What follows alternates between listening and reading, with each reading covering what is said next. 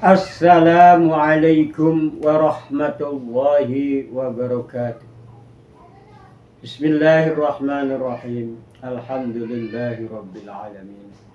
Assalatu wassalamu ala asrafil anbiya'i wal mursalin wa ala alihi wa sahbihi ajma'in. Amma ba'd.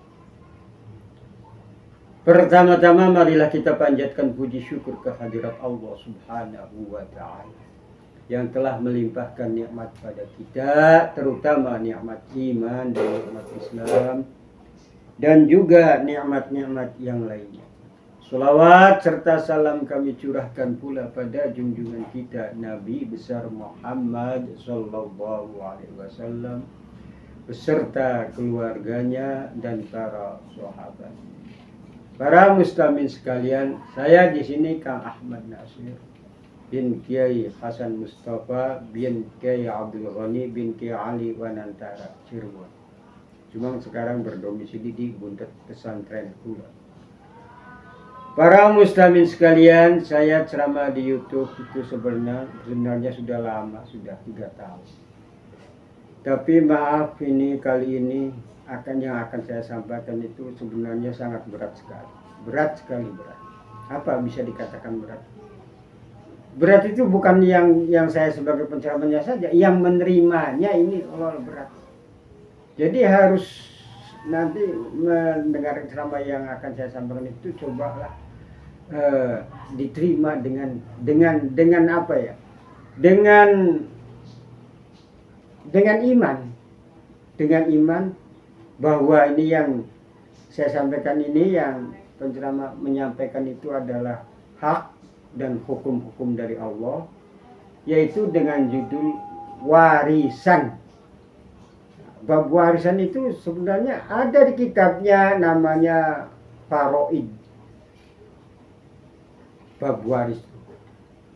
Cuma dari dulu sampai sekarang, malah sekarang makin tambah parah itu, terutama kaum perempuan itu pada jarang yang nerima. Masih ada, tapi sangat jarang yang menerima ketentuan hukum agama tentang bab waris itu.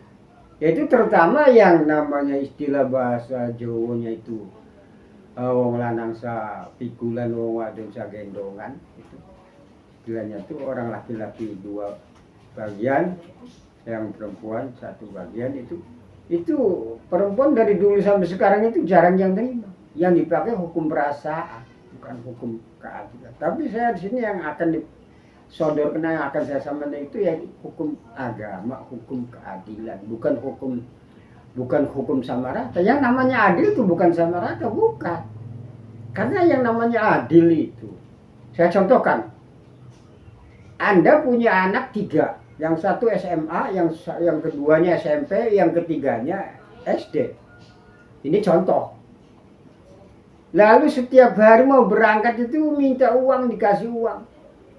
Nah ini untuk SMA, untuk SMP, untuk SD itu beda-beda. SD kasih 5.000 cukup. SMP kasih 10.000. SMA-nya kasih 15.000. Itu yang namanya adil tuh begitu. Bukan rata 5.000 semua atau 15.000 semua, bukan. Nih, perlu diketahui dulu. Yang namanya adil itu begitu. Jadi ini saya akan saya sampaikan bab waris itu, yaitu tentang yang secara adil dan secara agama. Karena maaf ini sekarang kepemerintahan sudah menangani bahwa yang dianggap adil itu yang sama rata, padahal bukan. Memang kalau masalah bab waris itu susah mengaturnya, susah prakteknya, tapi ujung-ujungnya ada penyelesaiannya. Penyelesaian kalau sudah ridho sama ridho, ikhlas sama ikhlas, ya sudah selesai. Nah, ini bab waris itu.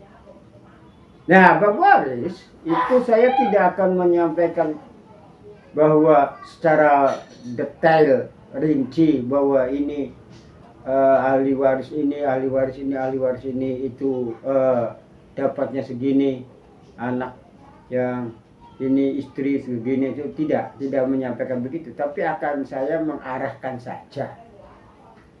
Kok ya jangan cara yang apa ya, yang pakai hukum perasaan tapi pakainya hukum agama. Nah, nanti saya akan menyampaikan bagaimana sih caranya. Nah, sebelum saya menerangkan tentang bagaimana caranya tentang pembagian warisan, akan saya sampaikan itu ada yang namanya iba, ada yang namanya wakaf, ada yang namanya waris. Nah, ini beda-beda, ada beda-beda. Yang namanya wakaf sebenarnya itu ya suatu pemberian, umpamanya tanah ke, rumah ke, sawah ke, dari orang kaya untuk siapa saja, bisa untuk anaknya, bisa untuk cucunya, bisa untuk orang lain. Nanti ini akan digunakan kebaikan, contohnya tanah mau dibuat masjid atau tanah masjid itu diwakafkan. Nah, kalau sudah diwakafkan itu, yang terima wakafnya itu digunakan untuk jalan kebaikan, tapi ada larangan-larangannya nih, tidak boleh dijual. Jangan dijual. Beda dengan orang menerima warisan. Nah, warisan sih itu boleh dijual. Kalau wakaf itu sebenarnya itu tidak boleh dijual, digunakan saja untuk kemaslahatan. Ya kalau tidak bisa digunakan apa-apa ya digunakan sendirilah.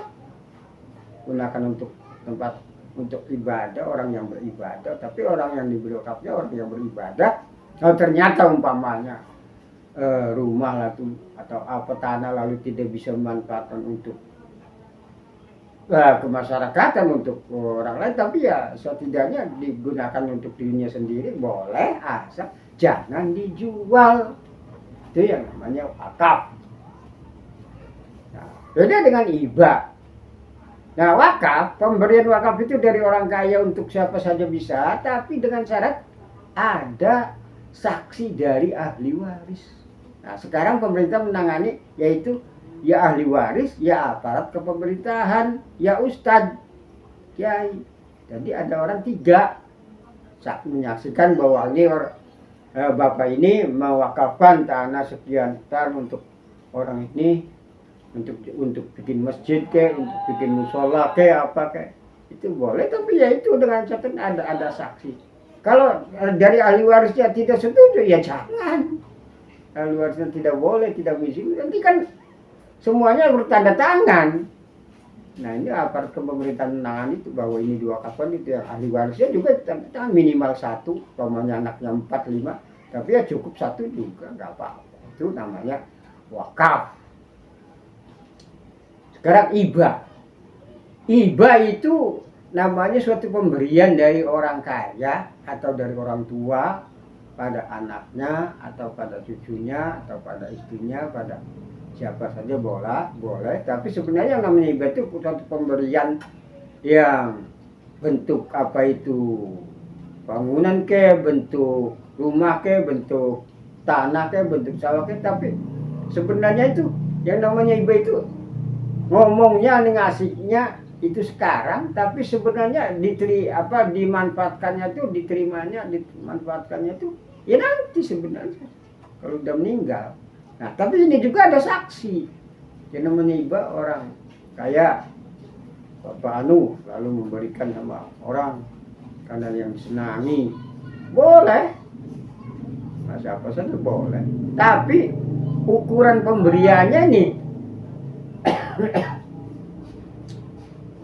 jangan semuanya atau jangan separuh, sebagian saja. Umpama punya sawah 10 hektar, ya 1 hektar saja yang dihibahkan. Terus ada persetujuan dari ahli waris.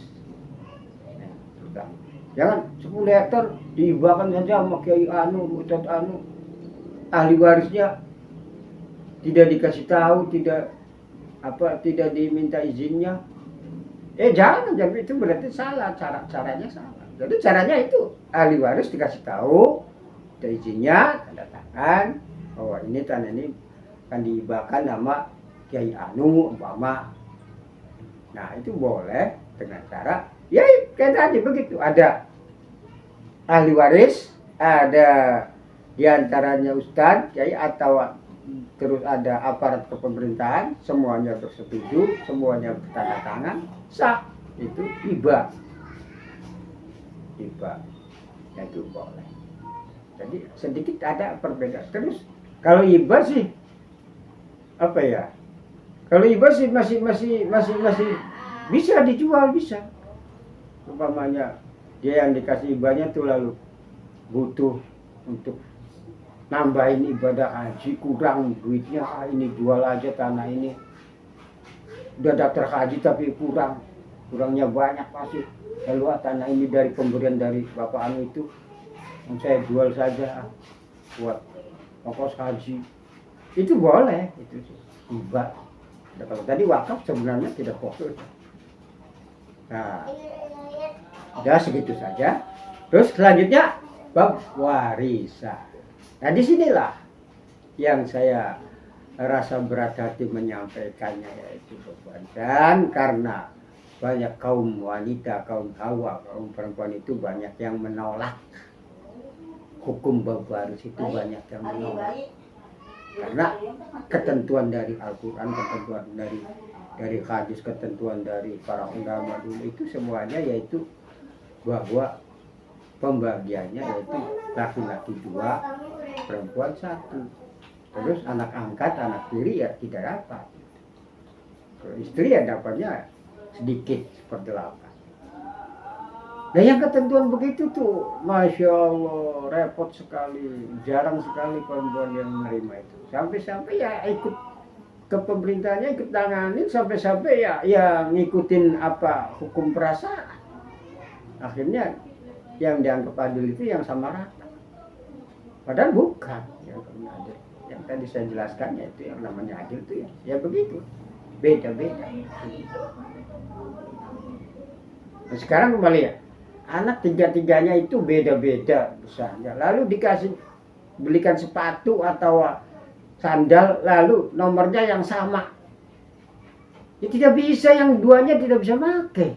Kalau sama yang ini, yang 1, yang 2, yang ketiganya itu, ya tidak bisa pakai kan. Ini contoh, tapi sebenarnya ini hukum. Kalau hukum sebenarnya itu. Jadi dengan berat hati saya akan menyampaikan tentang warisan itu. Jadi ya, iya memang ujung-ujungnya yang namanya bab waris itu ya ridho-ridhoan, ikhlas-ikhlasan, ya sudah selesai. Jadi kata ustadznya, kata pemerintahnya ngomong sama ahli warisnya itu, ini sama ratakan saja, kamu boleh nggak itu sama perempuan ini, kalau yang laki-laki yang lainnya udah boleh. Ya sudah, makanya pemerintah akhirnya menanganinya yaitu ditentukan bahwa bab waris itu disamakan. Nah, itu hukum pemerintah yang dulu disebut namanya hukum drigama. Jadi waktu zaman saya sudah ada istilah hukum agama, ada hukum drigama. Nah itulah yang disebut hukum drigama. Ya.